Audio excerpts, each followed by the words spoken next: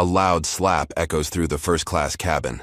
5-year-old Zaria reels backward, her tiny hand clutching her stinging cheek as the blonde flight attendant, Heather Whitmore, towers over her. "I told you to sit down," Heather hisses. The cabin falls silent. Passengers pretend not to notice, all except one woman emerging from the bathroom, her eyes burning with fury. Dr. Imani Carter, chief legal counsel for SkyWest Airlines and Zaria's mother, strides forward. "Get your hands off my daughter," she whispers, her voice deadly calm. "Before we continue this shocking story, where are you watching from today? If you believe in justice and standing up against discrimination, please hit that like button and subscribe to catch more eye-opening stories that expose the truth. What would you do if someone slapped your child?" Dr. Imani Carter was not a woman who intimidated easily. As the newly appointed chief legal counsel for SkyWest Airlines, she had shattered countless glass ceilings throughout her 15-year career. At 38, she was already legendary in corporate law circles for her uncompromising ethics and razor-sharp legal mind. Today's flight to Chicago should have been routine, the first step toward her inaugural board meeting presentation tomorrow. Instead, it had become a nightmare. "Mommy, I just wanted my teddy," Zaria whimpered, her large brown eyes brimming with tears. The 5-year-old's pink backpack had fallen during turbulence, sending her beloved stuffed bear sliding 3 rows forward. "I understand, baby," Imani soothed, though her eyes never left Heather Whitmore's face. The 47-year-old flight attendant's expression had morphed from righteous anger to dawning horror as recognition set in. "Dr. Carter, I didn't realize. I was just following protocol for turbulence," Heather stammered, her previously commanding voice now trembling. The child was out of her seat during the fasten seatbelt sign. "My daughter has a name," Imani replied, her phone already recording. "And protocol doesn't include assaulting minors." The first-class cabin remained uncomfortably silent. Passengers buried their faces in magazines or stared fixedly out windows, pretending the incident wasn't happening. Only one elderly white woman made brief eye contact with Imani, her expression sympathetic before quickly looking away. "Is there a problem here?" Captain Bradford Wells appeared, his 52-year-old frame filling the narrow aisle as he surveyed the scene with practiced neutrality. "Your flight attendant struck my 5-year-old daughter across the face," Imani stated, her lawyer's precision leaving no room for misinterpretation. "I'm documenting the incident and will be filing a formal complaint upon landing." Captain Wells glanced from Imani's recording phone to Heather's now pale face. "Ms. Whitmore? I didn't." Heather's eyes widened further as her gaze landed on Imani's company ID partially visible in her open purse. "Oh God, you're that Dr. Carter, the new legal counsel." "That's correct," Imani confirmed, watching Heather's demeanor transform instantly. "There's been a terrible misunderstanding." Heather attempted a smile that didn't reach her eyes. "I would never intentionally harm a child. I was simply trying to guide her back to her seat during dangerous turbulence." "By slapping her?" Imani asked, her voice dangerously quiet. Captain Wells cleared his throat. "We'll address this properly once we've landed. For now, I'll have another attendant assigned to this cabin." As he escorted a visibly shaken Heather away, Imani held Zaria close, feeling her daughter's silent tears soaking through her silk blouse. This wasn't their first encounter with discrimination, but it was certainly the most brazen. What Heather didn't know was that Imani had specifically accepted the SkyWest position after hearing troubling reports about the company's treatment of minority passengers and employees. She'd intended to address these issues from within, but never imagined becoming a victim herself on day one. The incident had lasted barely 2 minutes, but Imani knew it would change everything. She just didn't realize how extensive and dangerous those changes would become. The wheels of the Boeing 787 screeched against Chicago O'Hare's runway as Flight 1563 completed its journey from Atlanta. For Imani, the real battle was only beginning. Leading Zaria by the hand, she made her way directly to the customer service desk at the gate, her stride purposeful despite the whispers and stares following them. "I need to file a formal complaint immediately," Imani informed the gate manager, a middle-aged man whose name tag identified him as Marcus Fitzgerald. Marcus barely looked up from his computer. "I can give you a customer feedback form. Processing time is 4 to 6 weeks. "This isn't about lost luggage," Imani stated firmly. "Your employee physically assaulted my child mid-flight. I need to speak with your supervisor and airport security now." Have you ever noticed how sometimes people in authority positions dismiss serious complaints? Comment number 1 if you've ever had your concerns minimized by someone who should have helped. Hit that like button if you believe everyone deserves to be treated with respect, regardless of age or race. And subscribe to see more stories about standing up against injustice. What would you do if someone tried to sweep violence against your child under the rug? Marcus finally looked up, his eyes narrowing as they moved from Imani to Zaria. "Ma'am, let's not exaggerate. I'm sure whatever happened was a misunderstanding." "I have video evidence," Imani countered, holding up her phone. "I'd like to send it to my email for documentation before speaking with authorities." Something flickered across Marcus's face. "Of course. Our customer service lounge has better Wi-Fi just through those doors." Inside the designated room, Imani attempted to email herself the video, but the file refused to send. "Connection error" flashed repeatedly despite full Wi-Fi bars. After the 5th attempt, her fully charged phone suddenly displayed a critical battery warning and shut down. "That's impossible," Imani muttered, pressing the power button frantically. When she emerged from the lounge, 2 uniformed security officers were waiting with Marcus and Heather, who had somehow beaten them to the gate despite exiting the plane last. "Ms. Carter?" The taller officer addressed her, pointedly omitting her professional title. "I'm Officer James Holloway, and this is Officer Timothy Bennett. We understand there was an incident on your flight." Before Imani could respond, Heather spoke, her voice trembling theatrically. "I was just doing my job, enforcing safety protocols during severe turbulence. The child was endangering herself and others by running in the aisle. I merely guided her back to her seat." "She slapped my daughter across the face," Imani stated, reaching for her now dead phone. "I have video evidence, but my phone just died, unexpectedly." Officer Bennett exchanged glances with Holloway. "Convenient," he murmured. "My daughter's face is still red," Imani pointed out, tilting Zaria's tear-stained face up toward the fluorescent lights. "And there were multiple witnesses."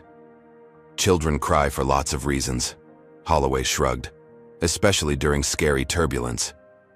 From the corner of her eye, Imani noticed a tall, silver-haired man in an expensive suit, observing their interaction from a discreet distance. He spoke briefly into a phone before disappearing into the crowd. "Look, Dr. Carter," Marcus interjected, suddenly remembering her title. "You have an important meeting tomorrow, don't you? These things can escalate unnecessarily. Perhaps it's best to focus on your presentation rather than this unfortunate misunderstanding." How did he know about her meeting? Imani hadn't mentioned it. "This isn't over," Imani stated firmly, conscious of Zaria's increasingly distressed state and her own time constraints. As they turned to leave, a black female flight attendant Imani hadn't seen before brushed past them, discreetly slipping something into Imani's jacket pocket. Only in the taxi did Imani discover a business card for Desiree Washington Sr., flight attendant, with a personal cell number hastily scribbled on the back and 2 words, "Not alone." Meanwhile, Zaria hadn't spoken a single word since the incident, her normally chatty personality replaced by a hollow-eyed silence that frightened Imani more than anything else. The gleaming glass headquarters of SkyWest Airlines towered 52 stories above downtown Chicago, a monument to air travel dominance. Imani straightened her charcoal suit jacket as she approached the executive conference room, forcing her mind to shift from mother mode to attorney mode. She'd spent the sleepless night preparing her presentation, while simultaneously researching passenger rights violations. Zaria had finally fallen asleep only after Imani promised they'd never fly SkyWest again, a promise that complicated her career significantly. "Dr. Carter, a word before you go in?" Trent Armstrong, the company's chief operating officer, intercepted her in the hallway. At 55, Armstrong exuded the confidence of someone accustomed to unquestioned authority. "Mr. Armstrong, good morning." I was hoping to discuss yesterday's incident with you. Armstrong's smile didn't reach his eyes. That's exactly what I wanted to address. I heard there was some misinterpretation on your flight. Misinterpretation? Imani kept her voice level. Your employee struck my 5-year-old daughter across the face. These situations are rarely black and white, Armstrong replied, then winced at his unfortunate phrasing. What I mean is, Heather Whitmore has been with us 15 years, exemplary record. I fail to see how that justifies assault. Armstrong lowered his voice. What you may not know is that Heather is Walter Whitmore's niece. Walter sits on our board and chairs the compensation committee. The implication hung in the air between them. Are you suggesting I ignore what happened because of her connections? Imani asked incredulously. I'm suggesting you consider the larger picture. Your position here is still probationary, creating scenes on company flights, making accusations against valued employees. It doesn't look good, Imani. The board specifically wanted someone who would integrate smoothly with our corporate culture. Imani felt ice forming in her stomach. Is that a threat, Mr. Armstrong? A friendly word of advice. We've all had to make accommodations to advance our careers. He patted her shoulder. Your presentation materials have been loaded. The board is waiting. The boardroom fell silent as Imani entered. 12 executives, 11 of them white, watched her approach the podium. Walter Whitmore, a jowly 68-year-old with thinning hair, made no attempt to hide his scowl. Dr. Carter, your analysis of our regulatory compliance vulnerabilities, please, Board Chair Victoria Lambert prompted. Imani nodded, clicking to advance her first slide. What appeared wasn't her meticulously prepared analysis, but a page titled, Recommended Terminations, Problematic Employees. Her own name topped the list. Several board members murmured. Walter Whitmore smirked. There seems to be an error, Imani stated calmly, clicking to the next slide, then the next. Each had been altered, subtly undermining her position or making her look incompetent. Technical difficulties, Dr. Carter? Walter asked with exaggerated concern. Taking a deep breath, Imani set aside the presentation remote. Ladies and gentlemen, since my prepared materials have been compromised, allow me to speak frankly about the regulatory and legal vulnerabilities I've already identified within SkyWest. Beginning with the systemic mishandling of passenger assault reports. For the next 30 minutes, Imani delivered a masterful impromptu presentation, citing regulations and relevant case law entirely from memory. Several board members appeared impressed despite themselves, while others exchanged uncomfortable glances. When she finished, Victoria Lambert nodded tersely. Thank you, Dr. Carter. The board will consider your recommendations. Exiting the boardroom, Imani swiped her access card at the elevator leading to her new office. Card error. Access denied, flashed the red digital display. Her company phone chimed with an email notification. Urgent. Performance review meeting. Tomorrow 8 a.m. Probationary status concerns. The corporate noose was tightening, and Imani suddenly understood she was fighting something much larger and more insidious than one racist flight attendant. They're trying to push you out, Gabriela Rodriguez stated flatly, pushing her designer glasses up her nose. The 42-year-old VP of Human Resources had been Imani's first call after the board meeting disaster. They sat in a quiet corner of a coffee shop 3 blocks from SkyWest headquarters, away from prying eyes. The question is why this level of protection for a flight attendant, Imani replied, warming her hands around a barely touched cappuccino. Even with the nepotism angle, the company is taking an enormous risk. Gabriela leaned forward.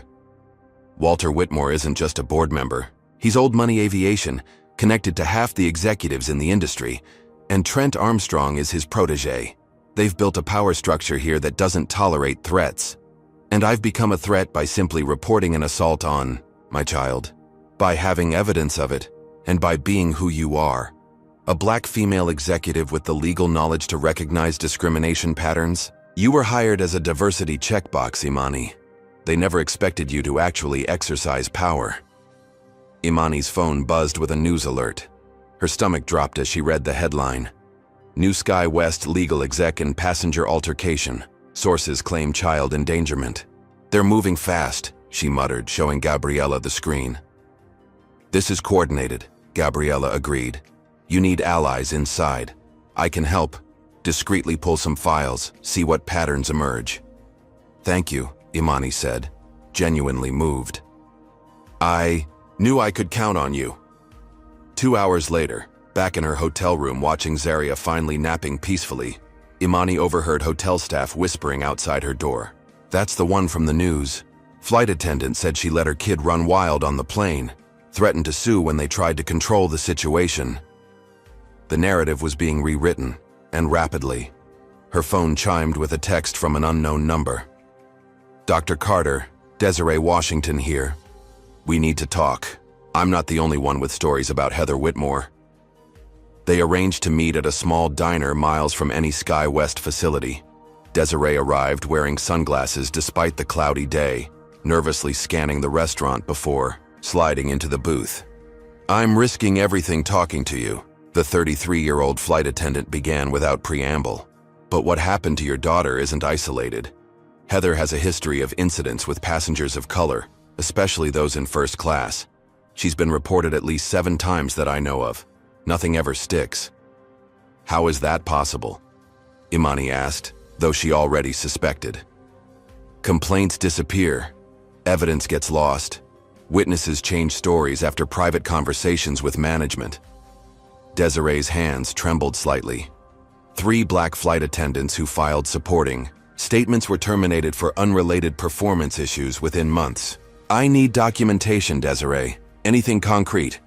That's why I contacted you. There's a group of us, current and former employees, documenting the pattern. But we needed someone with legal expertise and...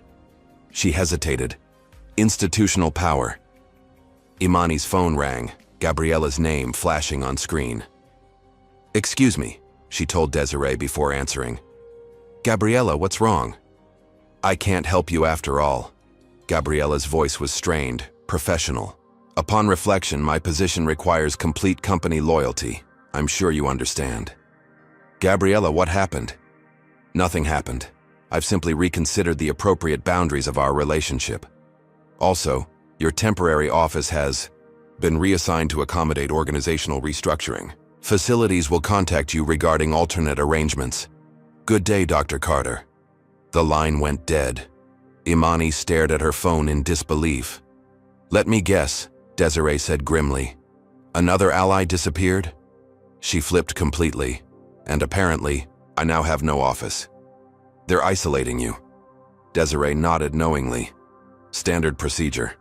Next will come the IT audit, claiming routine security protocols while they search for anything to use against you. As if on cue, Imani's email pinged, Notice, routine security audit, all devices required. How did you know? Because I've seen it before, Desiree replied. The question is, are you ready to fight back? Because once you start, they'll come at you with everything they have. Imani thought of Zaria's silent tears, of the decades of similar injustices swept under corporate rugs, of how easily powerful systems protected themselves by crushing individuals. I don't have a choice, she said finally. If I back down now, what message does that send my daughter? That mommy couldn't protect her? That powerful people can hurt her without consequences?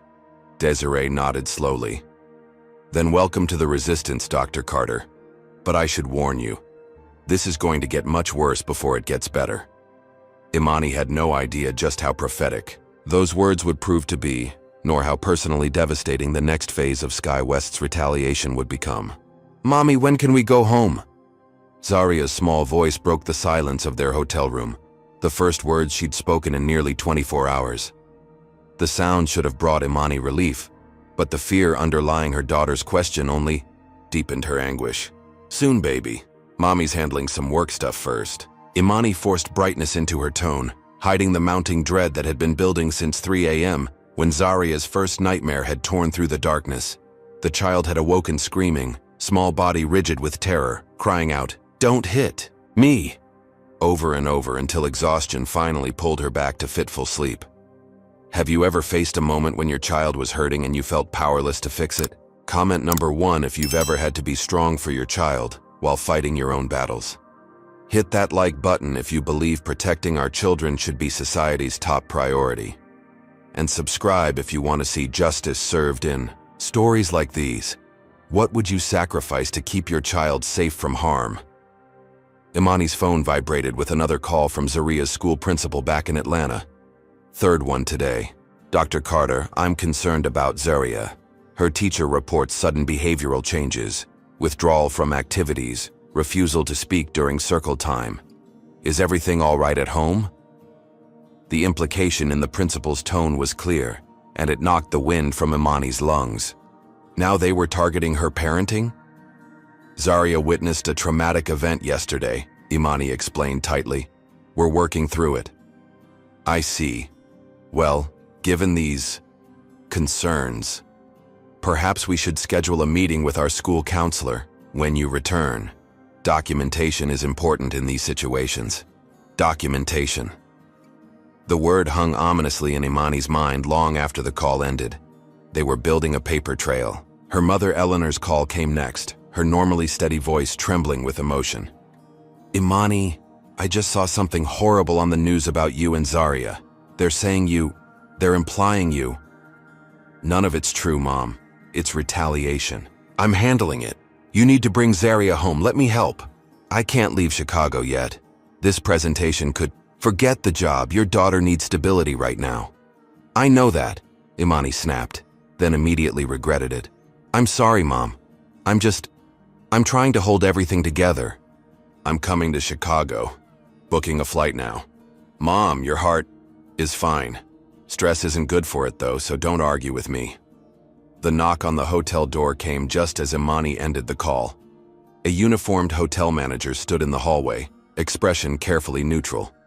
Dr. Carter, I apologize, but we've received multiple noise complaints about your room, specifically a child crying through the night. My daughter had nightmares. She's 5. I understand, but our guests expect a certain atmosphere. Perhaps a different hotel would better accommodate your needs. He handed her a bill. We've adjusted your stay to check out today. Forced to relocate to a less prestigious hotel miles from SkyWest headquarters, Imani spent the afternoon making desperate calls to her office, all going straight to voicemail. When her phone finally rang, it wasn't work returning her calls. It was Michael, her ex-husband. What the hell is going on, Imani? Michael's voice was tight with anger. I'm seeing news stories about Zaria being endangered on a flight, and the school called me. It's not what you think, Imani began, but Michael cut her off. It never is with you. Always some conspiracy, some injustice. Meanwhile, our daughter is suffering while you chase your corporate ladder. That's not fair. I'm fighting for her. No, you're fighting for your principles, your causes. Zaria needs stability, not to be dragged into your crusades. The words stung because they targeted Imani's deepest fear, that her dedication to justice came at her daughter's expense. Michael, please. I've consulted my attorney. Given these new concerns and Zaria's obvious distress, we're filing for emergency temporary custody. The room seemed to tilt beneath Imani's feet. You can't be serious. Papers will be served tomorrow. For once, put Zaria first. The line went dead. When Eleanor arrived that evening, her face aged a decade with worry, she found Imani staring blankly at her laptop while Zaria slept fitfully. Sweetheart, you look terrible. They're taking everything, Mom. My job, my reputation, and now Michael's trying to take Zaria. Eleanor wrapped her arms around her daughter, a gesture not shared between them since Imani's teenage years. We'll fight, baby. We always have. At midnight, Eleanor clutched her chest suddenly, gasping for breath. The ambulance came quickly, but the diagnosis was clear: stress-induced cardiac event. As Imani sat beside her mother's hospital bed, Zaria, asleep in a chair nearby, a courier appeared in the doorway. Dr. Imani Carter? He held out a thick envelope. You've been served. Emergency custody hearing, 10 a.m. tomorrow. Imani accepted the papers with numb fingers, fighting the crushing weight of despair threatening to collapse her chest. They had calculated perfectly. attacking when she was most vulnerable, most alone. For the first time since the slap that started it all, Imani felt her resolve beginning to crumble. "They won't stop until they've destroyed everything you care about," Desiree stated flatly, sliding into the corner booth of the 24-hour diner where she'd insisted they meet. The fluorescent lights cast harsh shadows across her exhausted face. That's their playbook. Imani rubbed her temples, fighting the migraine that had been building since leaving her mother stable but hospitalized. "I need to focus on the custody hearing tomorrow. I can't lose my daughter, Desiree. The hearing is part of their strategy. Divide your attention, force mistakes." Desiree glanced nervously toward the door as it opened, then relaxed slightly as a young Asian man in glasses and a weathered-looking black man approached their table. "Dr. Carter, meet Elijah Chen and Jordan Williams. They're part of our support network." Elijah, 29 with a perpetually worried expression, slid into the booth first. "I handle IT for SkyWest's customer service division, or did until recently. Now I'm on leave while they investigate security irregularities." Jordan, 36 with a military bearing despite his civilian clothes, remained standing, eyes constantly scanning the diner. 8 years as ground crew supervisor until I reported Heather Whitmore for calling a Kenyan family primitive when they struggled with English. 2 weeks later, I was fired for time card discrepancies from 3 years earlier. "There are more of us," Desiree explained. "Current and former employees, passengers who've experienced discrimination. We've been documenting patterns, but we needed someone with your credentials to take it higher." "I appreciate the support," Imani said carefully. "But given what's happening to my family, I need to be strategic about my next steps." Elijah leaned forward. "Dr. Carter, I've been analyzing the video erasure from your phone. It wasn't random. SkyWest installed signal interceptors throughout O'Hare's terminals last year for security purposes. They can selectively block transmissions, access device data, even drain batteries remotely. That's not legal," Imani stated. "Neither is corporate espionage, but they're doing that too."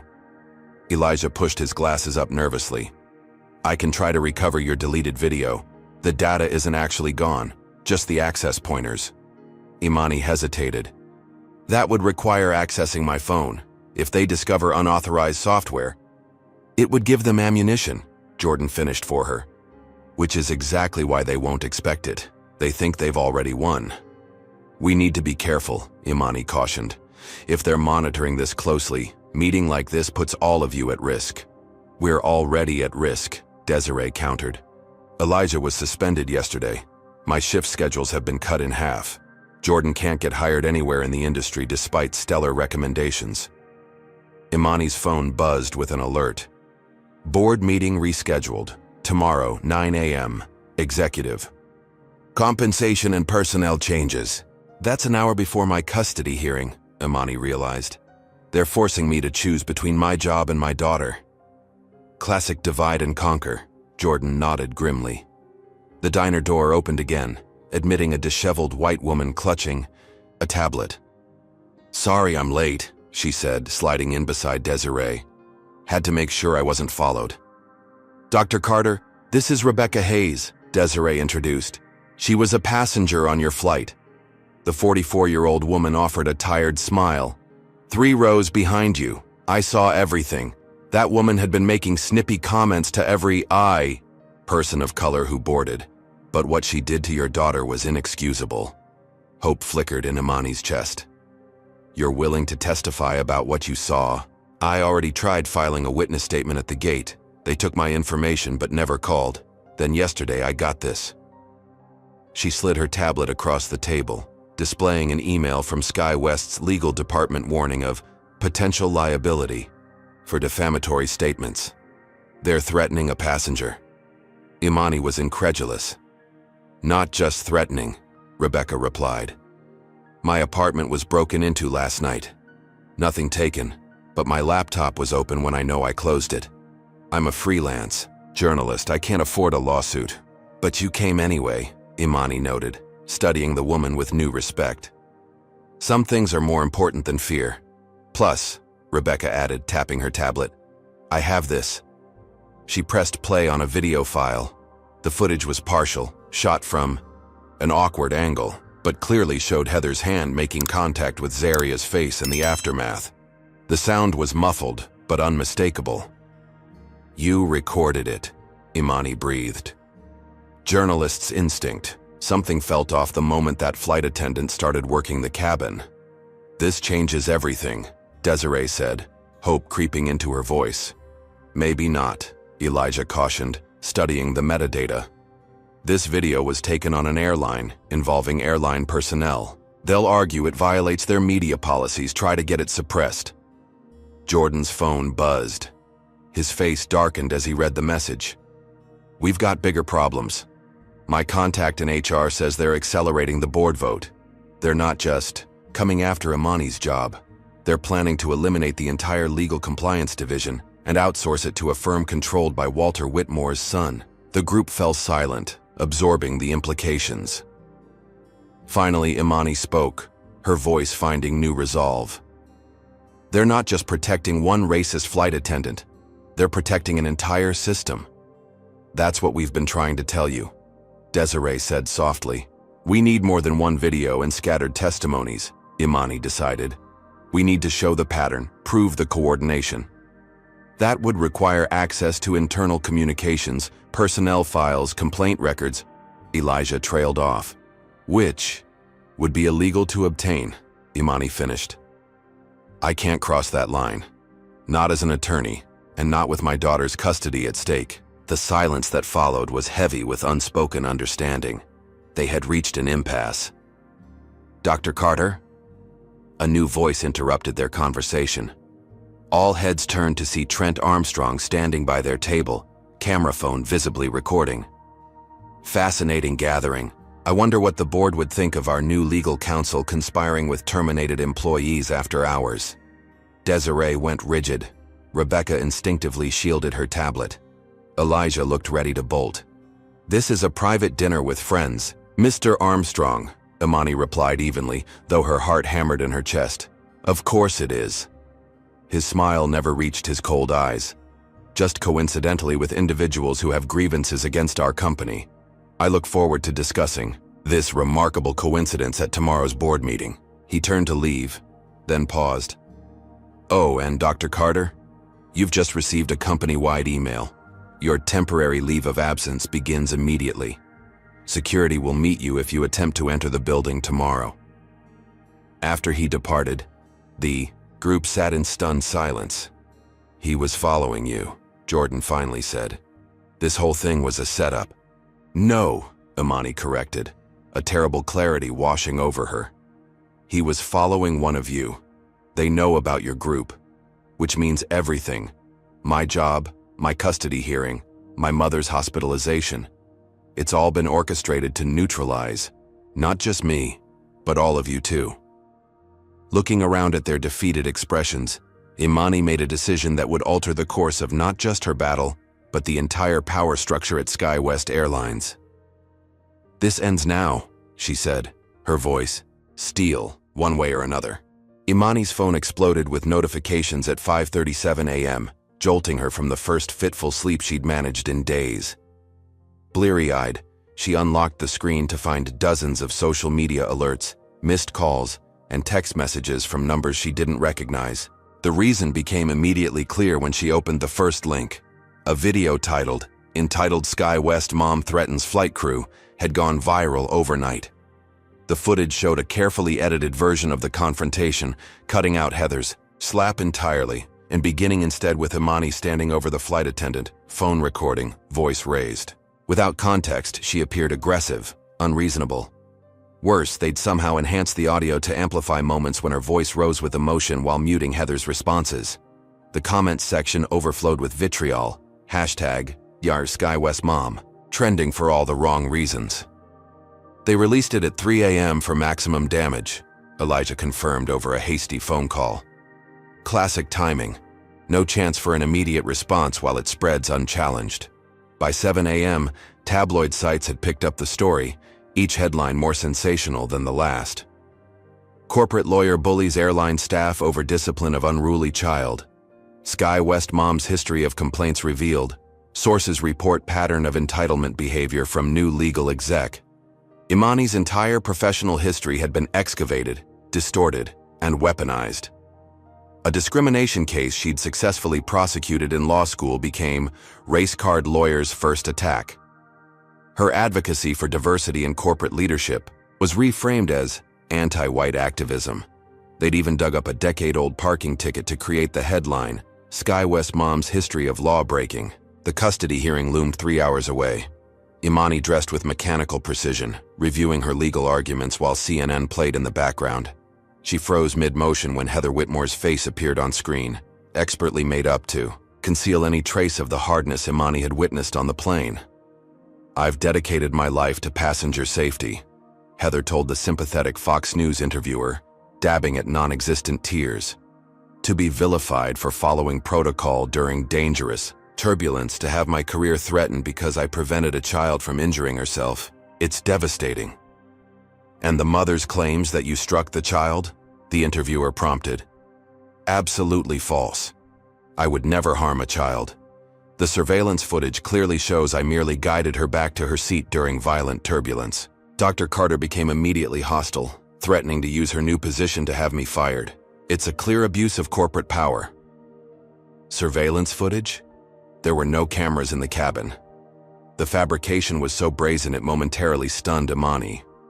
Her phone chimed with a text from Desiree. "They're claiming internal cabin footage. It doesn't exist."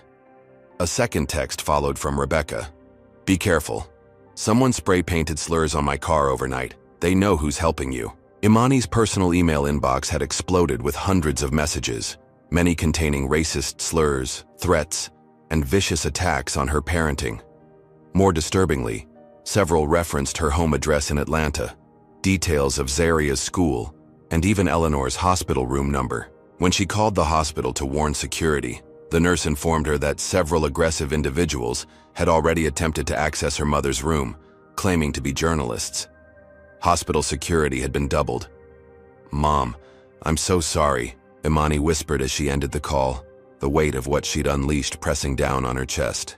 This wasn't just character assassination anymore. It was becoming physically dangerous. Her phone rang. Jordan's number. "Don't come to the diner today," he said without preamble, his voice tight. "They've got people watching it." Elijah spotted surveillance yesterday but thought it might be paranoia. It wasn't. "Is everyone okay?" A heavy pause. "Rebecca's gone quiet. Not answering calls or texts since reporting the vandalism, and I just got fired from my warehouse job. No explanation given." "They're coming after everyone who helps me," Imani realized aloud. "That's their playbook. Total isolation." Jordan's voice hardened. "But they've miscalculated. People are starting to compare the edited video with Rebecca's partial footage that's circulating in some forums. The time codes don't match. Questions are being raised." A sharp knock at Imani's hotel door made her jump. Peering through the peephole, she saw two men with cameras. Somehow they'd found her new hotel. "I have to go. The press found me." "Not the press," Jordan corrected grimly. "SkyWest hired private investigators, former police. They'll follow you to the courthouse. Try to provoke a reaction they can film." Imani felt a chill. "How do you know that?" "Because they used the exact same tactics against me last year, right before I lost custody of my kids." The revelation hit Imani like a physical blow. This wasn't just about her. The pattern went much deeper.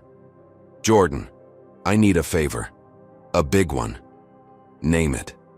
I need a secure way to get to the courthouse without being followed, and I need someone I trust to watch Zaria during the hearing." "I'm already on my way. Back entrance 15 minutes. I've got a friend's car they won't recognize." Ending the call, Imani turned to Zaria, who sat silently clutching her teddy bear, eyes wide with apprehension beyond her years. "Baby, we're going to play a little game, okay? Like spies in the movies." Zaria didn't smile but nodded solemnly. Her daughter's trust, still intact despite everything, nearly broke Imani's composure. She wouldn't let them take this too. As she gathered their things, Imani's work phone chimed with an alert from Elijah. Found something. SkyWest digital security logs show systematic deletion of complaint records. Need legal advice on next steps. Outside, the media circus grew, voices calling her name through the door. But for the first time in days, Imani felt a flicker of hope. The truth was fighting back, one small victory at a time. The courthouse steps loomed before Imani like the entrance to a gladiatorial arena. News vans lined the street, reporters stationed strategically at every approach. Jordan had managed to get her inside through a service entrance, but now she stood alone, briefcase clutched tightly, preparing to fight for her daughter's future. Dr. Carter, is it true you've been suspended pending investigation? Did you threaten to use your position to punish lower-level employees? Can you respond to allegations of a history of race-baiting complaints? Has anyone ever tried to twist your words against you? Comment number 1 if you've ever been falsely accused of something you didn't do. Hit that like button if you believe the justice system should protect families, not tear them apart. And subscribe to see how Imani fights back against this massive conspiracy. What would you do if powerful forces were trying to take your child away using lies and manipulation? Imani pushed through the barrage of questions, eyes fixed on the doors ahead. Inside, the relative quiet of the courthouse offered only momentary respite. Her attempt to file for legal representation had been met with rejection after rejection. 5 law firms all suddenly citing conflicts of interest when they learned the case involved SkyWest. The system is rigged at every level, Eleanor had warned from her hospital bed. You're a lawyer, baby. Represent yourself. Outside courtroom 3C, Michael waited with his attorney, a severe woman in an impeccable suit, whose hourly rate Imani could recite from their divorce proceedings, $750 an hour, and every minute calculated to devastating effect. Imani, Michael acknowledged stiffly, not quite meeting her eyes. Where's Zaria? Safe, Imani replied, unwilling to reveal her daughter's location even to her father. The trust between them had eroded too far. Dr. Carter. Judge Carlton Pierce emerged from his chambers, gesturing for her to approach. At 62, Pierce's distinguished appearance matched his reputation for conservative family values. A word before we begin? In the privacy of a small conference room, Pierce studied Imani with calculated neutrality. I understand you're representing yourself today, not by choice, Your Honor. I've been systematically denied counsel. Pierce's expression didn't change. I see. I should inform you that I intend to conduct this hearing with expedited procedures, given the volatile nature of the situation. The court's primary concern is the child's immediate welfare. Of course, Your Honor, but expedited shouldn't mean abbreviated due process. Due process will be observed, Pierce stated flatly, though something in his tone suggested otherwise. I've already reviewed the submitted materials, including the incident on the aircraft. Your Honor, the video circulating is heavily edited. I have a witness prepared to testify. Dr. Carter, Pierce interrupted. This is not a criminal trial. It's a determination of what environment best serves your daughter's interest during this turbulent period. The court has appointed Dr. Melissa Greenfield to evaluate Zaria this morning. Her recommendations will carry significant weight. Imani's heart sank. Court-appointed evaluators typically required weeks of observation, not hours. That's highly unusual protocol, Your Honor. These are unusual circumstances. Pierce closed his folder. We begin in 20 minutes. The courtroom was surprisingly full when proceedings commenced. Michael's side included character witnesses, colleagues, his pastor, even Zaria's ballet teacher. Imani's side was empty save for Desiree, who had risked her job to appear. Dr. Greenfield's testimony came first, a devastating professional assessment based on a 30-minute interaction with Zaria. The child presents classic symptoms of parental alienation syndrome. She repeatedly expressed reluctance to discuss her father using language that suggests coaching from her mother. Objection, Imani stated, rising. Dr. Greenfield spent less than an hour with my daughter, who recently experienced trauma unrelated to either parent. Your Honor, Michael's attorney interjected smoothly. The trauma in question resulted directly from Dr. Carter's confrontational approach to airline personnel. This pattern of behavior is precisely why temporary custody reassignment is warranted. Judge Pierce nodded. Objection noted but overruled. Please continue, Dr. Greenfield. In my professional opinion, Zaria would benefit from a stable, conflict-free environment while her mother resolves her professional situations. The constant media attention and Dr. Carter's evident stress create an unhealthy atmosphere for a 5-year-old child. Each word struck Imani like a physical blow. They had orchestrated this perfectly, using her fight against injustice as evidence of instability. When Michael took the stand, his testimony was measured, reasonable, the concerned father forced to intervene. I've always supported Imani's career, her ambitions, but this isn't about her job anymore. It's about Zaria being dragged into a public spectacle. Our daughter isn't sleeping, isn't speaking normally. She needs peace, stability. Finally, Imani presented her case: the assault on Zaria, the systematic corporate retaliation, the coordinated media attack. Without Rebecca's testimony or the video evidence, her allegations sounded paranoid, conspiratorial. Judge Pierce's expressions shifted from skepticism to thinly veiled impatience. Dr. Carter, he interrupted during her closing statement, while I appreciate your passionate advocacy, the court must focus on immediate best interests, not corporate conspiracies or racial politics, based on the evidence presented.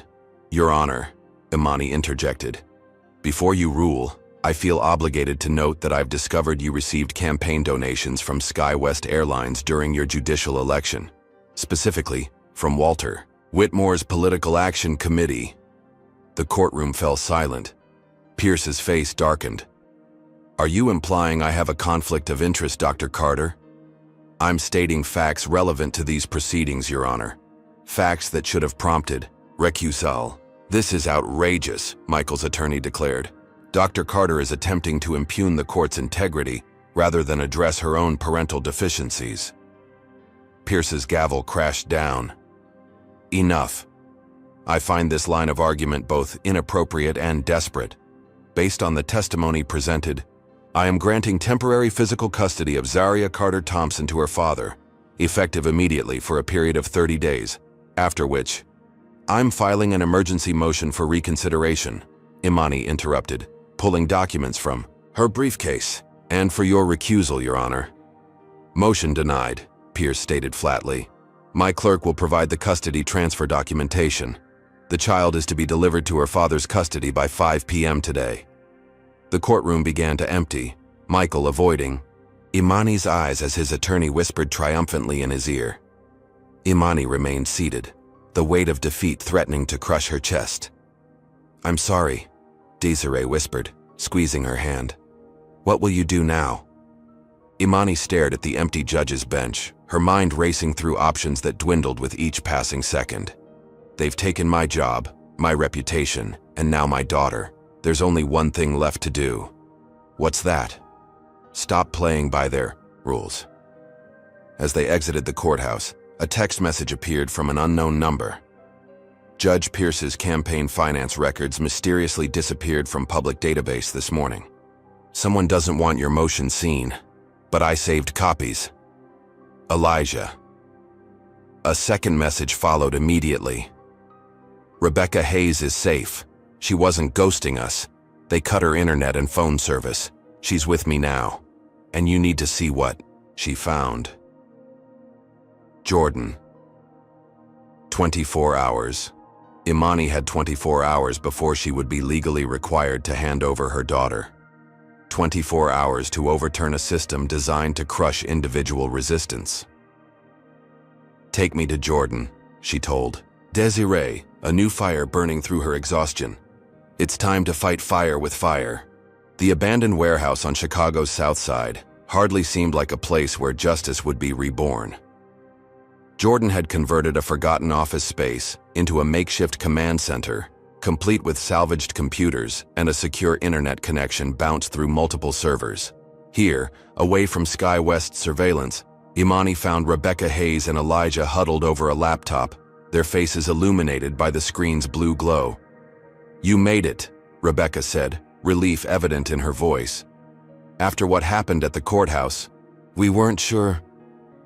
I have 24 hours before I'm legally required to surrender Zaria, Imani replied, her voice steady despite the churning in her stomach. Where is she now? With Desiree's sister, Jordan assured her, closing the reinforced door behind them. Former military police. Nobody's getting past her. Elijah motioned Imani to the computer. I managed to recover fragments of your original video from your phone's cache memory. The file wasn't completely erased, just the directory pointers. The screen showed a degraded but clear version of the incident. Heather's hand making sharp contact with Zaria's face, the flight attendant's expression transitioning from anger to horror upon recognizing Imani. The timestamp was intact, proving the edited version circulating online had been deliberately manipulated. That's just the beginning, Jordan said, pulling up another window. Tell her, Tom. A weathered face appeared on a video call. Thomas Harrington, 71, his white hair neatly combed, his eyes sharp despite his age. Dr. Carter, we haven't met. I was in first class 3 rows behind you during the incident. You saw what happened, Imani breathed. The retired judge nodded solemnly. Every second. I kept quiet initially because, frankly, I didn't want the hassle. At my age, you learn to mind your business, but when I saw what they're doing to you, he shook his head. It's unconscionable. Judge Harrington has agreed to provide a sworn affidavit, Jordan explained. And as a former appellate judge, his testimony carries significant weight. They'll discredit me too, Harrington acknowledged. But I've got 40 years on the bench and a reputation that'll be harder to dismantle than yours, no offense. None taken, Imani said, genuine gratitude warming her voice. But will it be enough? Sky West has already shown they can manipulate evidence, pressure witnesses, even influence the courts. Rebecca turned her tablet toward Imani. That's where this comes in. An anonymous Sky West employee sent these to my journalist email after seeing my partial video online. The screen displayed email exchanges between Trent Armstrong and Walter Whitmore, beginning minutes after the airplane incident. From Armstrong Trent to Whitmore, Walter subject. Situation with Dr. Carter. Time, 3:42 p.m. Walter, Heather called. Incident with the new legal counsel's daughter on Flight 1563. She's claiming assault. Has video. Need immediate damage control. Recommend standard procedure. From Whitmore, Walter, to Armstrong, Trent. Subject. Situation with Dr. Carter. Time, 3:49 p.m. Initiate protocol. 17. Use the O'Hare systems. Get it involved. If she persists, escalate to level 2. We can't afford another discrimination lawsuit. Especially internal. Board meeting tomorrow, perfect timing for personnel restructuring. Handle it. Protocol 17, Imani murmured. They have established procedures for covering up incidents. Lots of them, Elijah confirmed, pulling up more documents. I found references to at least 23 different protocols in the security logs. Most involve evidence manipulation, witness intimidation, or media management. And look at this, Rebecca added, showing a memo detailing recommended responses to discrimination complaints, categorized by passenger demographics and status. They literally have a playbook for handling complaints by race, with different procedures for high-value customers versus standard passengers. Imani studied the documents, her legal mind cataloging violations, corporate conspiracy, evidence, tampering, civil rights violations, possibly even criminal conduct. This goes far beyond one incident. It's systematic. Which is exactly why they're fighting so hard, Jordan noted. Your case isn't just about a slap. It's the thread that could unravel years of institutionalized discrimination. There's more, Elijah said quietly, hesitation evident in his voice. While searching for the protocols, I found financial irregularities, large transfers from Sky West operational accounts to offshore entities controlled by Trent Armstrong. Imani's head snapped up. Embezzlement? Millions over the past 5 years, disguised as vendor payments to shell companies. Walter Whitmore appears to be getting a percentage kickback, but Armstrong is the architect. The room fell silent as the implications settled around them. Finally, Imani spoke, her voice resolute. We have 20 hours to build an ironclad case, not just about Zaria or my job, but about the entire corrupt system. I need everything documented, authenticated, and ready for presentation. To who? Rebecca asked. If the courts are compromised and the media's been manipulated. To the only people who have more to lose than Armstrong and Whitmore, Imani replied. The SkyWest Board of Directors. Through the night, they worked tirelessly, assembling evidence, creating secure backups, and preparing legal arguments. By dawn, Imani had outlined a comprehensive presentation exposing not just discrimination patterns but financial fraud that would devastate shareholder value if revealed publicly. At 7:38 a.m., as Imani was reviewing her final preparations, a notification appeared on Jordan's security monitor. Someone's here, he announced, tension evident in his voice. The camera showed a familiar figure approaching the warehouse entrance. Victoria Lambert, 64-year-old chair of the SkyWest board. How did she find us? Rebecca whispered, fear edging her voice. She didn't come alone, Jordan warned, pointing to the sleek black SUV waiting at the curb, 2 security personnel visible inside. Imani stood, smoothing her wrinkled blouse. Let her in. Are you sure? Elijah asked, already backing up critical files. If they wanted to arrest us, they'd have sent police, not the board chair. Imani moved toward the door, determination replacing fear. It's time to end this. Victoria Lambert entered alone, her expensive suit and perfect coiffure incongruous against the warehouse's industrial backdrop. Her sharp eyes took in the makeshift command center without comment before settling on Imani. Dr. Carter, you're a difficult woman to locate. Under the circumstances, that was intentional, Imani replied evenly. How did you find us? Malcolm Reynolds, head of security, tracked a device. Not yours, she added quickly. You've been careful, but someone here wasn't. All eyes turned to their electronic equipment, questions of betrayal hanging unspoken. I'm not here to shut you down, Victoria continued, surprising everyone. I'm here because Malcolm came to me privately with concerns about Armstrong's activities, about protocols I was never informed existed. Imani studied the older woman, searching for deception. Why should I believe you're not part of the system? Protecting them? Victoria's perfectly composed facade cracked slightly, revealing something like regret. Because I hired you specifically for your reputation fighting discrimination cases. I wanted someone who would recognize the problems and address them from within. I just never anticipated Armstrong and Whitmore would go to these lengths. You knew? Jordan demanded, anger flaring. I suspected, Victoria corrected. Corporate culture problems, occasional concerning reports. But evidence kept disappearing before reaching board level. That's why I pushed to create Dr. Carter's position, with direct board access. You used me as bait, Imani realized, uncertain whether to be furious or impressed. I underestimated their response, Victoria acknowledged. For that, I apologize. But right now, we have more pressing concerns. The emergency board meeting starts in 90 minutes. Armstrong has prepared a complete restructuring proposal eliminating the legal compliance division and your position with it. Imani exchanged glances with her allies. We'll be there. Victoria raised an eyebrow. You've been barred from the building. Then you'll have to get us in, Imani replied, gathering her evidence files. Because what I have will interest your board considerably more than Armstrong's restructuring plans. For the first time, Victoria Lambert smiled, a genuine expression that transformed her stern features. I was hoping you'd say that. The executive floor of SkyWest headquarters buzzed with tension as board members filed into the glass-walled conference room.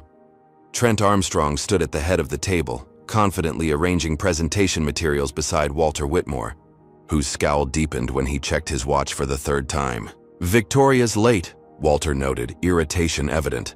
Unusual for her.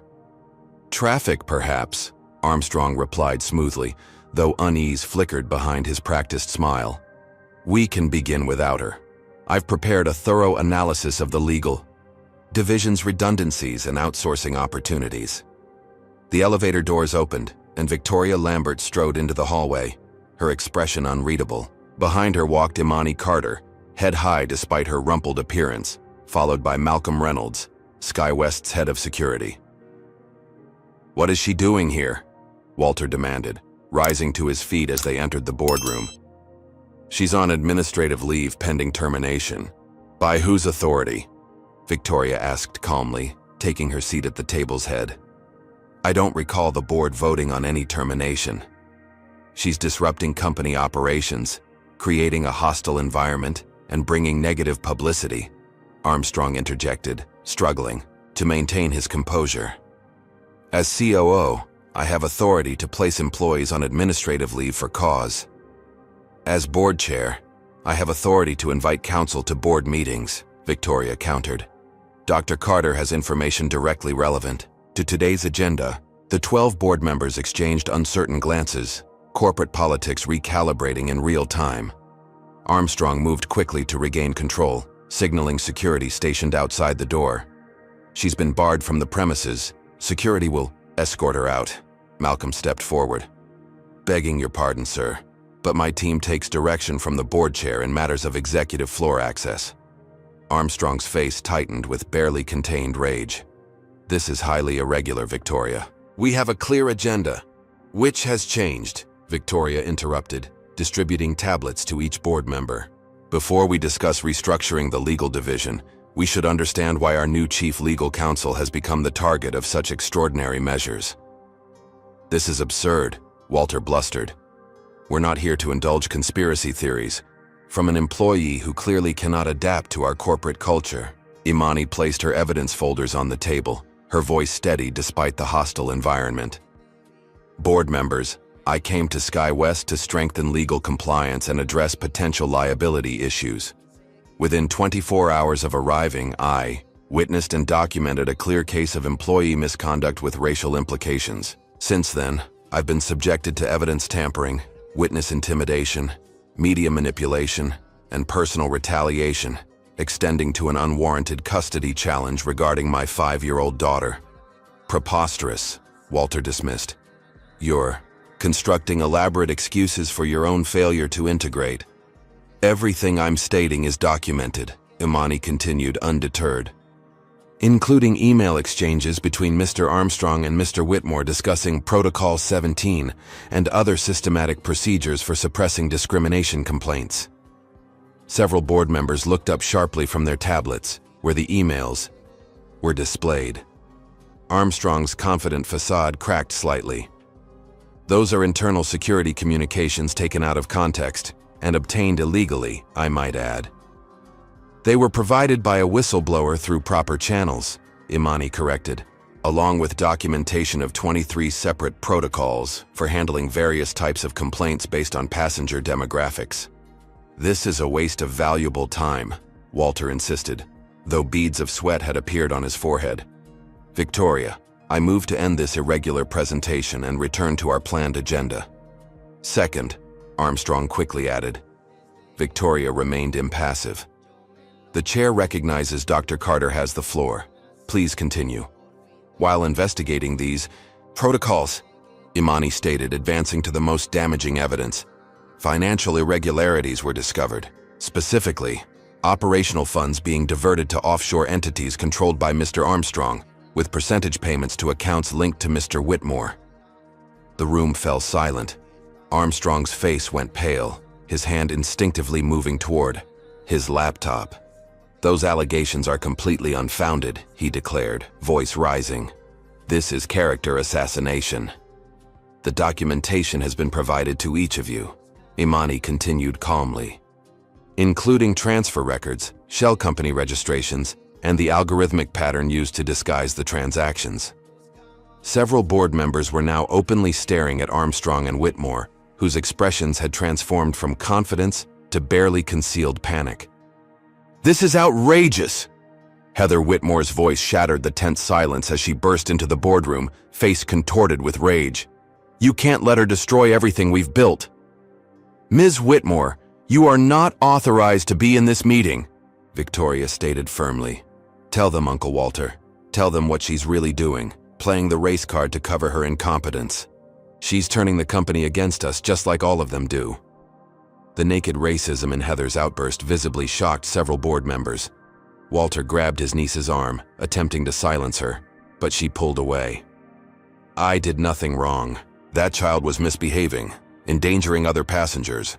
Anyone would have done the same thing. It's not my fault if these people can't control their children and then cry racism whenever they're called out. Armstrong attempted damage control, signaling frantically for security to remove Heather. But the damage was done. The room had heard her unfiltered contempt, confirming everything in Imani's presentation. Walter moved to his laptop, frantically, typing what appeared to be a delete command. Malcolm stepped forward smoothly, disconnecting the device from power and network. Evidence preservation, sir, he explained with professional detachment. Standard procedure during investigations. This is a coup, Armstrong declared, desperation replacing his usual polish. Victoria has orchestrated this entire charade to seize control. She's been planning this for months, bringing in Carter specifically to manufacture these allegations. That's an interesting theory, Victoria replied coolly, though it fails to explain the documented financial fraud or Ms. Whitmore's behavior just now. You have no proof that would stand up in court, Walter threatened, attempting to rally. And several board members here would face significant personal consequences if certain past indiscretions became public. The implicit blackmail silenced the room momentarily. Imani watched as fear flickered across several faces. Armstrong, sensing advantage, pressed forward. We've all made compromises for the company's benefit. Arrangements that could be misinterpreted, if taken out of context. Do we really want to start dismantling the systems that have protected all of us? It was a desperate gambit, but effective. The mood in the room shifted as board members contemplated their own vulnerabilities. Imani recognized the critical juncture. Board members, I understand the impulse to protect established systems, but ask yourselves this. If they've used these protocols against me, a senior executive with legal training and resources, what have they done to passengers and employees with far less power? And what's your liability when those cases eventually come to light? Victoria seized the opening. I call for an immediate vote. Motion to suspend Mr. Armstrong and Ms. Whitmore pending full investigation. Appoint an independent counsel to review all discrimination complaints from the past 5 years and audit all financial transactions authorized by Mr. Armstrong. Second, offered the youngest board member, breaking the tense silence. What followed was the most dramatic boardroom vote in SkyWest's history. By a margin of 8-4, the motion carried. Armstrong and Walter were escorted from the premises, their access revoked, their company devices confiscated. As the meeting concluded, Victoria approached Imani. We have significant repair work ahead. The company will, of course, issue a public apology and ensure all retaliatory actions are immediately reversed, including the custody situation, Imani specified, her priority clear. Already being addressed. Judge Pierce has been reported to the Judicial Ethics Committee, and our attorneys are filing an emergency motion to vacate his ruling based on undisclosed conflicts of interest. For the first time in days, Imani felt the crushing pressure begin to lift. She had won, not just for herself and Zaria, but potentially for countless others who had suffered under SkyWest's discriminatory practices. What she didn't know was that the most dangerous confrontation still awaited her. 3 weeks passed in a whirlwind of restoration and reform. SkyWest issued a public apology to Imani and Zaria, acknowledging the incident and the subsequent cover-up attempt. Judge Pierce recused himself from the custody case after the ethics investigation announcement, and Michael, confronted with evidence of how he'd been manipulated by SkyWest operatives, withdrew his emergency petition. The independent counsel appointed to review discrimination complaints uncovered hundreds of incidents systematically buried over the years, leading to settlement offers and policy changes. Desiree was promoted to customer service director, tasked with implementing new training procedures. Imani, reinstated with a public apology and expanded authority, spent long hours restructuring the company's legal compliance framework. Most importantly, Zaria had begun therapy with a child psychologist specializing in trauma, and small signs of improvement appeared. A smile here, a full sentence there, moments of her old exuberance breaking through the lingering anxiety. "You should be proud," Victoria told Imani as they concluded a productive strategy session late one evening. "In less than a month, you've initiated more meaningful change than we've seen in decades." "It's just the beginning," Imani replied, gathering her files. "The cultural issues run deeper than policy changes can address overnight." Victoria nodded agreement. "Get some rest. Tomorrow's board presentation on the new reporting system needs you at full strength." The SkyWest headquarters parking garage was nearly empty at 9:37 p.m. Imani's footsteps echoed between concrete pillars as she made her way to her car, mind already organizing tomorrow's talking points. The overhead lights flickered briefly, maintenance issues still being addressed after years of cost-cutting under Armstrong's leadership. She didn't notice the figure lurking between parked cars until a familiar voice shattered the silence. "You ruined everything." Imani turned to find Heather Whitmore standing 10 feet away, her once immaculate appearance now disheveled, her eyes wild with unchecked fury. "Heather, you shouldn't be here. Your clearance has been revoked." 15 years, Heather continued as if Imani hadn't spoken. 15 years building my career, working twice as hard as the affirmative action hires, earning every promotion. Then you waltz in with your diversity ticket and destroy it all in a month. "You destroyed your own career when you struck my child," Imani stated firmly, subtly reaching for her phone. "The company is simply acknowledging what happened and making necessary changes." "Necessary changes," Heather mimicked bitterly. "You mean dismantling standards? Letting incompetence slide if it comes with the right skin color? Punishing excellence? To coddle mediocrity?" Imani's fingers found her phone's emergency button, but before she could activate it, she noticed what Heather partially concealed behind her leg. A tire iron gripped in white-knuckled fingers. "Heather, this isn't going to solve anything. You're only making your situation worse." "Worse?" Heather laughed, a brittle sound devoid of humor. "I've lost my career, my reputation, my apartment. My uncle won't even take my calls since you exposed his financial arrangements. What exactly do I have left to lose?"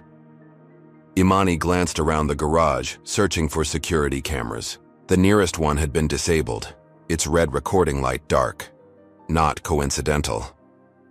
"You didn't lose those things because of me," Imani said carefully, maintaining distance between them while scanning for escape routes. "Your actions had consequences. That's accountability, not persecution." "Always the perfect words," Heather sneered, stepping closer. "Trent warned me about you. Said you were dangerous because you knew how to play the game better than we did. Said if we didn't stop you immediately, you'd dismantle everything." "Armstrong manipulated you, Heather. He used your prejudices to make you a scapegoat while he stole millions." Heather's expression twisted with rage.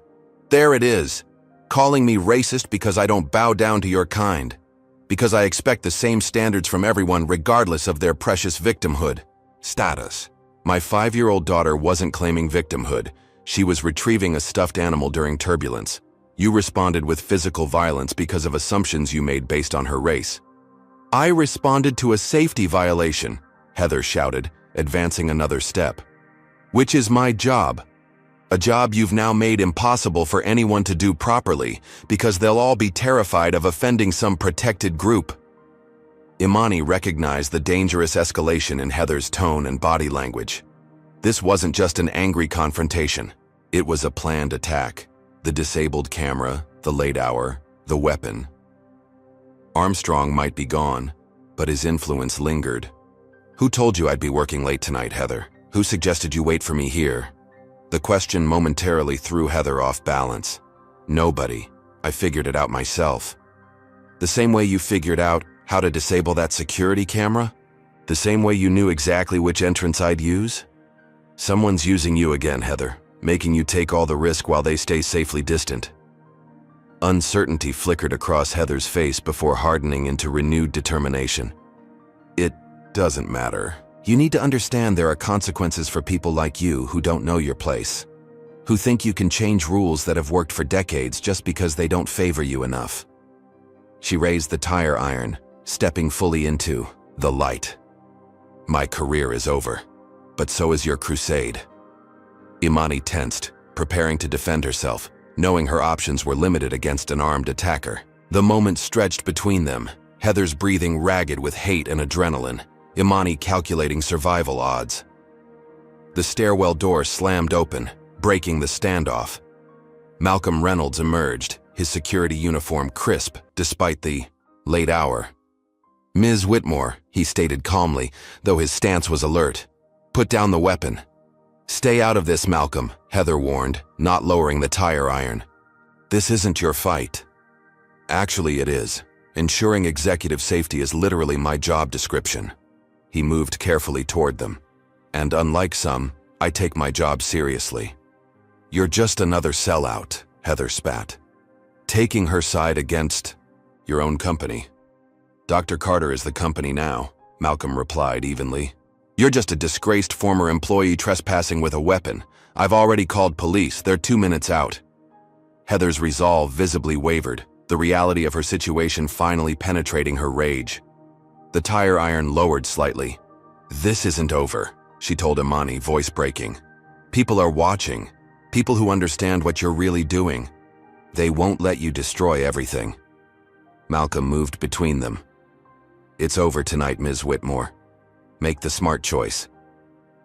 For a terrible moment, Imani thought Heather might still attack, might choose mutual destruction over surrender. Then the fight seemed to drain from her, the weapon clattering to the concrete as distant sirens became audible. "How did you know?" Imani asked Malcolm as Heather slumped against a car, defeated. "I didn't trust the coincidence of that camera. Malfunction," he admitted. "Been monitoring the garage entrances from my office. When I saw her come in without badging, I checked her recent communications. With Armstrong?" Malcolm nodded grimly. "And others. There's still a network inside the company resisting the changes. People who benefited from the old system, who see equity as a threat rather than progress." As police led Heather away in handcuffs, Imani studied Malcolm's expression. "You knew about the protocols before all this, didn't you?" His eyes met hers steadily. "I enforced them, not proudly, but I did. Because that was the system. Why help change it now?" Malcolm's professional demeanor cracked slightly, revealing something more personal. "I have a daughter too, 8 years old. Last year, a flight attendant accused her of stealing from the beverage cart when she was just looking for a napkin. I filed a complaint. It disappeared. That's when I realized, if the system doesn't protect my child despite my position within it, what's it really protecting?"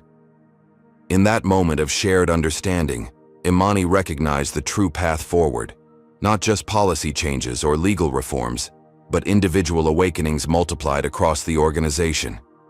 Change would come not just from the top down, but from within. Sunlight streamed through the windows of SkyWest's renovated headquarters as Imani reviewed quarterly compliance reports with satisfaction. The transformation over the past year had been remarkable, though not without significant challenges. Armstrong and Walter Whitmore had been indicted on multiple charges including fraud, evidence tampering, and conspiracy. Their trials were ongoing, generating occasional negative press, but ultimately validating the company's new direction. More importantly, SkyWest had implemented comprehensive anti-discrimination training for all employees, created an anonymous reporting system with third-party oversight, and established clear consequences for violations regardless of position or connections. The initial resistance had gradually given way to acceptance, then active participation as employees recognized the benefits of a more equitable workplace. "Dr. Carter." Her assistant's voice interrupted her reflections. "Your 4 o'clock is here." Imani welcomed the representatives from the National Civil Rights Coalition who had approached her about becoming their corporate accountability spokesperson. The role would mean leaving SkyWest for a broader advocacy platform, a decision she had been contemplating for weeks. "Your work here has become a model for corporate transformation," the coalition's director noted. "Imagine what you could accomplish on a national scale, helping other companies implement similar changes."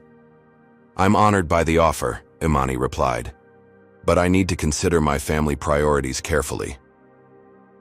After the meeting concluded, Imani's phone chimed with a reminder. Zaria's flight landed in 30 minutes. Unlike previous years when business travel meant leaving her daughter with Eleanor, this trip had been different. Zaria had accompanied Michael to his conference in Denver, a sign of the co-parenting relationship they had rebuilt from the ashes of last year's custody battle. The terminal bustled with activity as Imani waited at the gate. Her heart lightened at the sight of Zaria skipping ahead of Michael, the child's smile no longer shadowed by past trauma. The therapy had worked. Wonders, combined with time and the knowledge that her mother had fought for her and won. "Mommy!" Zaria launched herself into Imani's arms. "Guess what? Miss Desiree let me see the cockpit." Imani smiled at the familiar name. "Did she? That was nice of her." "Uh-huh.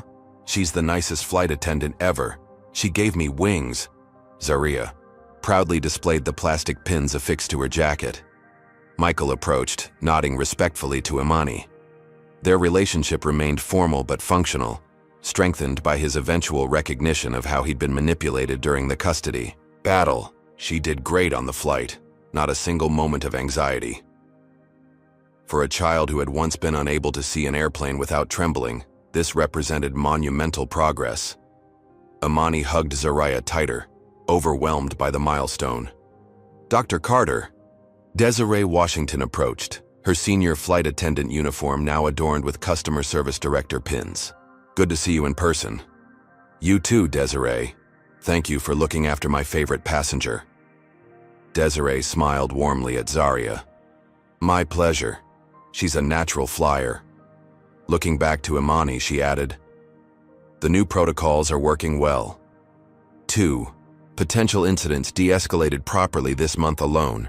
The reporting system is being used, and people actually believe something will happen when they file complaints. That's what accountability looks like," Imani replied. "How's the new training program being received?"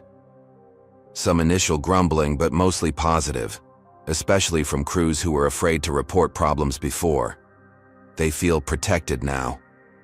Desiree's expression turned thoughtful.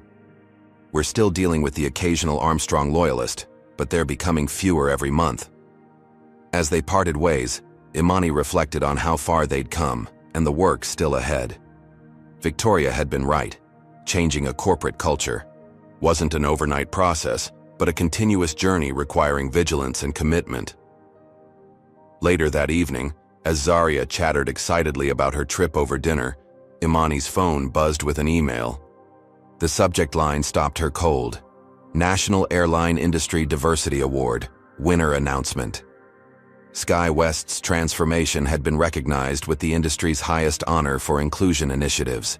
The accompanying press release highlighted the company's journey from problematic policies to industry leadership, with Imani's name prominently featured. "What is it, Mommy?" Zaria asked, noting her mother's surprise. "Just good news from work, sweetheart." Imani set the phone aside, choosing to be fully present with her daughter, rather than dwelling on professional accomplishments. After Zaria was tucked in bed, Imani sat on her balcony overlooking Chicago's glittering skyline, contemplating the Civil Rights Coalition's offer. The professional recognition was gratifying, but the real measure of success lay sleeping down the hall. A little girl who no longer flinched when touched unexpectedly, who could board an airplane without fear, who trusted that her mother would protect her from injustice. Her phone rang, Victoria Lambert's name appearing on screen. "Congratulations on the award," Victoria said without preamble. "Well deserved." "Thank you. It's the team's achievement, not just mine." "Which is exactly why I'm calling. The board discussed your potential departure today. While we understand the coalition's offer is compelling, we'd like to counter with our own proposal." Imani listened as Victoria outlined an expanded role, Executive Vice President of Corporate Ethics and Inclusion, with authority across all SkyWest operations and a seat on the board itself. "You've started something important here, Imani, something that needs your continued guidance to fully take root." "I'm honored," Imani replied truthfully. "But my decision will ultimately come down to what's best for Zaria." "I understand completely," Victoria said. "Family first. Though I must add, the impact you've had here will affect thousands of families, including Zaria's. What she experienced was horrible, But your response has created protections for countless children who might otherwise have suffered similar treatment. That's a powerful legacy. After ending the call, Imani opened the coalition's offer letter again, weighing it against Victoria's proposal. Both presented opportunities to expand the work she'd begun, to create systemic change beyond a single incident or company. The question was where her influence would be most effective. Soft footsteps padded down the hallway as Zaria appeared in her pajamas, clutching her teddy bear. "I had a dream about the airplane, Mommy." Imani tensed, preparing for another nightmare episode. "Was it scary, baby?" To her surprise, Zaria shook her head. "No, I was flying it. Ms. Desiree said girls can be pilots too. Can I be a pilot when I grow up?" Relief and joy washed through Imani as she pulled her daughter onto her lap. "You can. Be anything you want to be, Zaria. And Mommy will always make sure the path is clear for you to fly." As Zaria drifted back to sleep in her arms, Imani realized her decision had already been made. The work of transformation, whether at Sky West or through the coalition, wasn't just about policies and consequences. It was about creating a world where her daughter could pursue her dreams without artificial barriers or discriminatory treatment. A world where justice wasn't just an aspiration, but an expectation. One slap had ignited a chain reaction that ultimately transformed an entire corporate culture. One mother's determination had overcome a system designed to silence and intimidate. One child's trauma had become the catalyst for protecting countless others. Tomorrow, Imani would accept Victoria's offer, continuing to build on the foundation they'd established at Sky West while collaborating with the coalition on broader initiatives. The path forward wasn't either or but both and, using every available platform to advance the changes her daughter deserved to see in the world. For tonight, though, she simply held Zaria close, savoring the victory embodied in her daughter's peaceful sleep and newfound dreams of flying. In Flight Attendant Slap's 5-year-old black girl, we see powerful lessons about systemic discrimination and the courage to fight back. First, this story demonstrates how racial bias can manifest in everyday situations, even in professional settings, where standards of conduct should protect everyone equally. Second, it reveals how institutions often protect themselves through complicated mechanisms that silence victims, especially those with less power or resources. Third, we learn that accountability requires both individual courage and collective action. Imani could not have succeeded alone without allies who risked their own security to stand for justice. Perhaps the most important lesson is that meaningful change begins with refusing to accept injustice, even when the cost is high. When Imani prioritized her daughter's dignity over her career advancement, she set in motion events that ultimately transformed an entire corporate culture. This reminds us that systems don't change by themselves. They change when brave individuals refuse to participate in their dysfunction, when allies emerge from unexpected places, and when people in power recognize that maintaining the status quo costs more than reforming it. Finally, the story teaches us that justice isn't just about punishment, but about creating new systems that protect everyone equally, especially the most vulnerable. A single incident can be the catalyst for transformation that benefits countless others. Have you ever witnessed discrimination and had to decide whether to speak up?